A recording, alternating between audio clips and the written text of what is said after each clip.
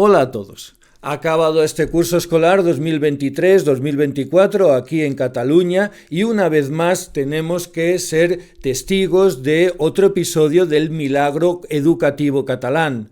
Si bien hace apenas 3 meses las pruebas PISA ofrecían unos resultados penosos del nivel cultural y educativo de los alumnos catalanes preuniversitarios, hace apenas unos días salían los resultados de la selectividad catalana, en la cual el 97% de estos alumnos preuniversitarios han sido aprobados para entrar en una carrera universitaria. ¿A qué es debido este fenómeno? Pues como todo el mundo sabe, porque todo el sistema evaluador del sistema educativo catalán está totalmente corrupto, porque está totalmente politizado, porque necesariamente tiene que exhibir una fotografía de éxito, aunque todo el mundo ya sabe que detrás de esa fotografía de éxito no existe nada más que el fraude.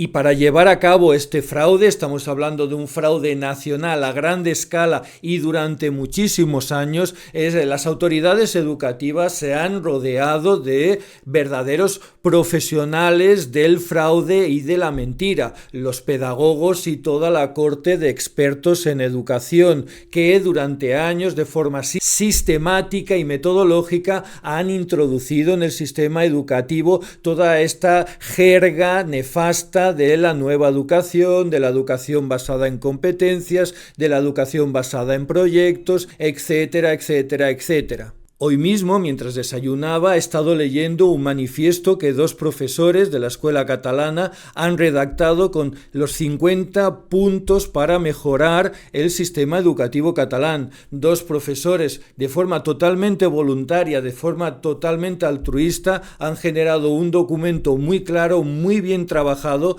con los aspectos que toda la comunidad de docentes consideramos que son necesarios para mejorar el sistema educativo catalán. Este documento, lo podemos aquí ver, aquí lo vemos, manifiesto para la mejora de la enseñanza secundaria en Cataluña. Hay una frase que para mí es definitiva, que es la clave, ¿no? Lo dice aquí: la formación académica de estos adolescentes, de nuestros adolescentes, ha ido empeorando a lo largo de las 3 últimas décadas, un tiempo en el cual se ha potenciado mucho la innovación pedagógica, una innovación que en general ha despreciado la cultura del esfuerzo. Pero si tú estás viendo este vídeo, tú esto ya lo sabes, igual que sabes perfectamente que ante esto nosotros, los profesores, no podemos hacer absolutamente nada más que sobrevivir. Pero dicho esto, yo encuentro que en todos estos análisis que aparecen en los medios de comunicación sobre la experiencia docente, hay un elemento que para mí es fundamental y que yo no encuentro reflejado nunca en ningún documento, en ningún análisis que veo en los medios de comunicación, y que para mí es muy, muy importante. Hay un cambio fundamental en la experiencia docente. Yo hace 30 años, cuando empecé a trabajar como profesor, era un profesor joven que llegaba a una sala de profes llena de profesores y profesoras veteranazos. Lo que más me llamó la atención de esa sala de profesores, de esos veteranos, es que esos veteranos ni siquiera nos miraban a los jóvenes, éramos como invisibles para ellos, no tenían nada que aportarnos o nada que decirnos, su mundo educativo era totalmente diferente al nuestro, y esto era algo que a mí me llamaba poderosamente la atención, porque en el peor de los casos, nosotros, los profesores jóvenes que llegábamos al sistema educativo, teníamos que sustituirles, éramos el futuro, por lo tanto algo nos tendrían que decir. Y sin embargo, la tónica general que yo me encontraba es que aquellas generaciones de profesores veteranos nos miraban casi como si fuéramos poco menos que traslúcidos, no tenían nada que comentar con nosotros. Han pasado casi 30 años de aquello y ahora yo soy el veterano en la sala de profes y veo a todas estas nuevas generaciones de profesores que llegan al sistema educativo y me encuentro que a mí me pasa exactamente igual. Es decir, que ahora yo soy uno de esos veteranos que veo a los jóvenes o veo a las nuevas generaciones de profesores y que los veo prácticamente transparentes, que no tengo nada en común con ellos o que tengo muy poco en común, que mis valores, mi forma de entender la docencia, lo que era y ha sido para mí la docencia, es prácticamente imposible de transmitir o imposible de compartir con esas personas que llegan ahora al sistema educativo 30 años después. ¿Cómo compartir con estas nuevas generaciones de profesores lo que para mí significaba, y creo para muchos de mi generación, significaba la docencia? ¿Es tan diferente a aquello de lo que hay ahora? Intentaré expresarlo de una forma. Nosotros en casa miramos muchas series de televisión, vemos series de televisión de todo el mundo. Gracias a las redes de compartir archivos podemos acceder a series de televisión de todo el mundo. Y yo me he fijado que en las series de televisión, no las locales o las nacionales, sino alrededor de todo el mundo, hay un patrón, hay un personaje, hay un prototipo, hay un arquetipo, hay un tipo de protagonista que actualmente o desde hace unos años tiene unas características muy concretas, es lo que se lleva ahora, es lo que es atractivo actualmente. Esto yo me di cuenta en el año 2011 con la serie nórdica The Bridge, El Puente, una serie entre Suecia y Dinamarca, de Broen, una serie de detectives. Fue la primera serie que inauguró lo que se fue a llamar The Nordic Noir, series de investigación situadas en los países escandinavos.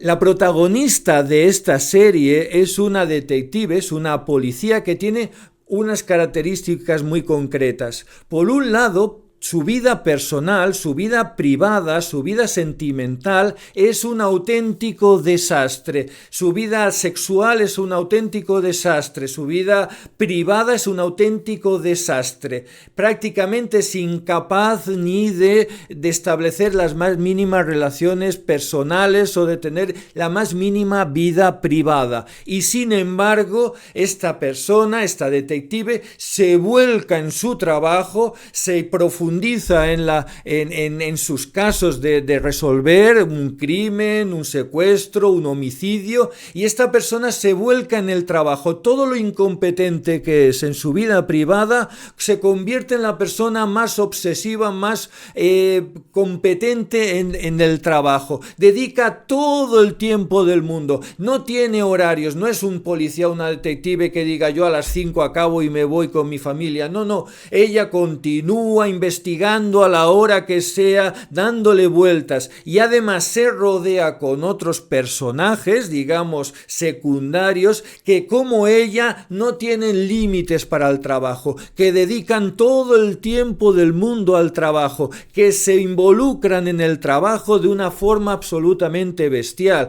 Y en estas series de policías, con estos personajes principales, si aparece algún personaje, algún policía, algún investigador que tiene claras sus barreras entre el trabajo y la vida privada, que tiene un horario, que exige cumplir un mínimo horario y no quedarse en el trabajo hasta las tantas de la noche, estas personas, estos personajes se consideran absolutamente superfluos, miserables. Son personas que prácticamente están por hacer algo allí de fondo, pero son absolutamente miserables en este modelo.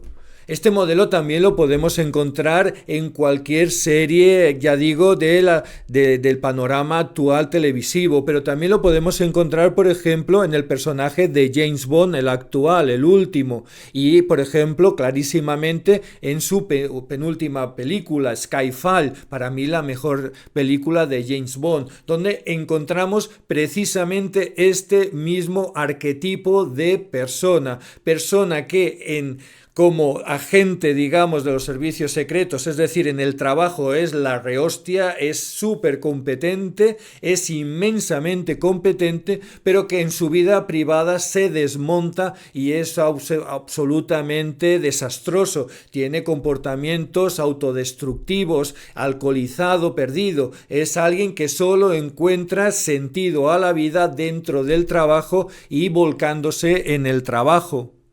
¿Que por qué digo esto? Porque ahora os diré algo que seguramente es lo más disruptivo que vais a escuchar en mucho tiempo. Porque hace 30 años, cuando entrábamos en la docencia preuniversitaria, lo más atractivo de la docencia era precisamente que teníamos un sistema laboral, un sistema profesional que nos permitía una pseudo-media jornada. Es decir, ser profesor en la etapa preuniversitaria, igual que ser profesor en la etapa universitaria, lo que tenía en común era que te permitía tener mucho tiempo, sobre todo por las tardes, aunque tenías alguna tarde, digamos, tocada, te permitía mucho tiempo para poder desarrollar proyectos personales o ideas propias más allá del trabajo. Podías, por ejemplo, hacer un doctorado en lo que tú quisieras. O por ejemplo, podías desarrollar una mini carrera, digamos, artística. Podías tener una segunda vida, ser docente en la etapa preuniversitaria, más allá del sueldo, más allá de las famosas vacaciones, te permitía tener tiempo disponible para dedicarlo a proyectos que no eran en concreto la docencia. Cuando yo estaba estudiando el COU, por ejemplo, en mi caso, en Esplugas de Llobregat, en La Mayola, esto sería en los años 90, mi profesora de química era una mujer que mientras trabajaba de profesora de química, se estaba sacando un doctorado en química, y ese trabajo de ser profesora de química en un instituto le permitía también poder mejorar su formación en química. Y esto es importante insistir que este estudio, esta segunda vida que tenía esta profesora, en absoluto era una merma, una pérdida de calidad educativa en su trabajo. Al contrario, era un enriquecimiento a su trabajo. Es decir, podíamos disfrutar, podíamos enriquecernos de tener a una doctora en química. Mi profesor de catalán en aquel tiempo, Marcel Fité, por ejemplo, era un profesor de catalán que tenía una segunda vida como escritor y escribía sus pequeñas novelas. Era una persona que era un literato, era un intelectual, otra de las palabras ya absolutamente tabús, su trabajo como profesor de secundaria le permitía tener una segunda vida como escritor, permitía editar ciertas novelas a lo largo del año o a lo largo de los años. Era un trabajo que le permitía desarrollar otros proyectos. Insisto en el hecho, este segundo trabajo, esta segunda vida en absoluto era una merma de su calidad educativa. Al contrario, eran profesores, eran profesionales que dominaban el temario, dominaban la asignatura y ofrecían un nivel altísimo educativo, y además nos permitían enriquecernos viendo a personas que tenían vidas, que hacían proyectos más allá del trabajo, más allá del instituto. Todo esto era un enorme enriquecimiento educativo para nosotros los estudiantes. Este profesor, por ejemplo, Marcel Fité, recuerdo perfectamente que a un grupo de estudiantes haciendo el COU, el último año preuniversitario, nos llevó a visitar la Biblioteca Nacional de Cataluña y nos explicaba su vida universitaria, que consistía en tener mucho tiempo en la Biblioteca Nacional estudiando, leyendo libros. De nuevo tenemos esta idea de tener tiempo fuera del instituto para uno enriquecerse y enriquecer a los demás. 30 años después, ¿qué queda de todo esto?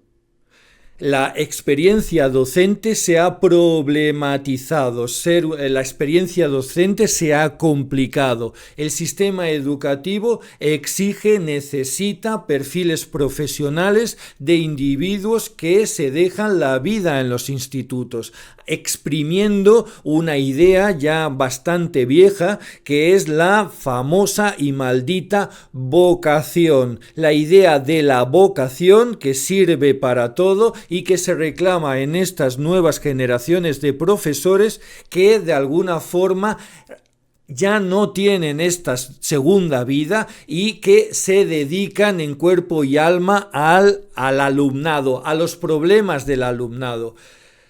Pero si nosotros fuéramos detectives que estamos resolviendo casos y podemos resolver problemas, al menos tendríamos la satisfacción del éxito.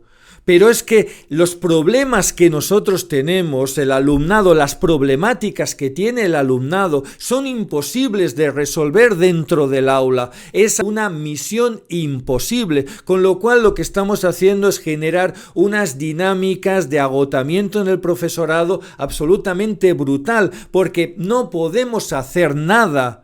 Por ejemplo, todo el desastre educativo que significa haber puesto un maldito móvil en cada bolsillo de cada uno de nuestros jóvenes de 10, 11 y 12 años en adelante, esto no lo vamos a poder resolver los profesores, hagamos lo que hagamos, dediquemos 6 horas, 8 horas o 20 horas al día. El desastre que significa, por ejemplo, la pérdida del hábito de la lectura en nuestros alumnos y en nuestra juventud, no lo vamos a poder cambiar nosotros los profesores, hagamos lo que hagamos, dediquemos lo que dediquemos, es absolutamente imposible, es algo que es a nivel social, no podemos cambiarlo, es una misión imposible. Y aunque es una guerra perdida, el sistema educativo demanda este perfil profesional y en general todo el sistema profesional, todo el sistema laboral actual exige este perfil profesional de persona involucrada al 100% en su trabajo. En los años 90, nosotros los que nos licenciábamos en la carrera de matemáticas, aquellos que, como yo, queríamos orientarnos profesionalmente a la docencia preuniversitaria, porque éramos vocacionales de verdad, veíamos como compañeros y compañeras nuestros nos miraban como un poco con desdén, diciendo: yo en un instituto no entro ni loco, yo me voy a ir a trabajar a la banca, yo me voy a ir a trabajar en un banco, que voy a ir bien vestido, que voy a ganar tantísimo dinero, que me voy a mover en este mundo de finanzas, yo no quiero saber nada de adolescentes. Y toda esta gente en el año 2009 aproximadamente, cuando hubo el crack bancario, cuando se cerraron tantísimas sucursales, cuando se fueron al paro, toda esta gente, oh sorpresa, encontró la vocación docente. Vieron que la vocación docente les llamaba y entraron en el sistema educativo y entraron con todos estos hábitos del sistema profesional, volcados en la docencia, volcados en la problemática, dedicados al trabajo todo el tiempo que sea necesario, sin ningún tipo de límite. Son gente que dedican al trabajo todo el tiempo que haga falta. Es un concepto del trabajo totalmente diferente al que era el nuestro. Pero acaso yo me pregunto, ¿es que el modelo educativo que nosotros debemos transmitir como adultos a las siguientes generaciones no es precisamente esto? Una vida ordenada es una vida en la cual el trabajo ocupe un espacio y sea importante, pero que también haya una segunda vida en la cual cada uno de nosotros podamos desarrollar ideas, proyectos de trabajos o de experiencias, de inquietudes y llevarlas y poder desarrollarlas de forma que el trabajo no nos aplaste la vida, no nos monopolice toda la vida. Y en esta doble vida que reivindico, en este espacio laboral acotado que permite trabajar o desarrollar ideas después del trabajo, cabe absolutamente de todo. Yo recuerdo, por ejemplo, en barriadas de Badalona, en barrios conflictivos, que compañeros míos, profesores de secundaria, incluso directores de instituto, desarrollaban un trabajo enorme de implicación en los barrios, luchando por mejorar las condiciones sociales de los jóvenes de las barriadas en las que estaba el instituto, y desarrollaban todo esto porque, ya insisto, el marco laboral de profesor de secundaria les permitía esta doble vida, porque el marco laboral estaba relativamente acotado. Y en aquella época, cuando un grupo de profesores nos reuníamos o comíamos juntos por lo que fuera, había una enorme riqueza cultural, una enorme riqueza educativa. Cada profesor tenía una historia, cada profesor desarrollaba una vida diferente, cada profesor, cada profesora aportaba un montón de riqueza de su propia experiencia personal y la aportaba a la clase, la ofrecía a los alumnos. Ahora lo que hay es un perfil de profesor que llega al sistema educativo porque necesita pagar facturas, porque necesita una nómina, y hará lo que sea, cuando sea y cómo sea, con tal de garantizar esa nómina. Una dedicación absoluta a la actividad docente entendida dentro de la clase, las horas de clase, porque esas horas de clase actualmente agotan, están llenas de unas problemáticas que en aquella época no existían y que ahora agotan al profesor o a la profesora. Aunque no, luego lo único que puedas hacer cuando llegas a casa es tumbarte en el sofá para poder descansar, porque llegas a casa agotado. Es un contexto totalmente diferente a lo que había en aquella época. Tengo muy claro, y volviendo al principio, que mi generación, todo esto no lo podemos ya transmitir a las siguientes generaciones, que lo único que podemos hacer los profesores, las profesoras que tenemos, como yo, más de 50 años, es felicitarnos o alegrarnos por haber disfrutado de un marco laboral, el de profesor de secundaria, que durante mucho tiempo nos permitió esta calidad de vida profesional y calidad de vida personal, pero que este contexto, nos guste o no, ya no va a volver nunca lo vamos a encontrar, y que lo único que podemos hacer es intentar mantenerlo en la medida que sea posible. Gracias por vuestra atención y hasta la próxima.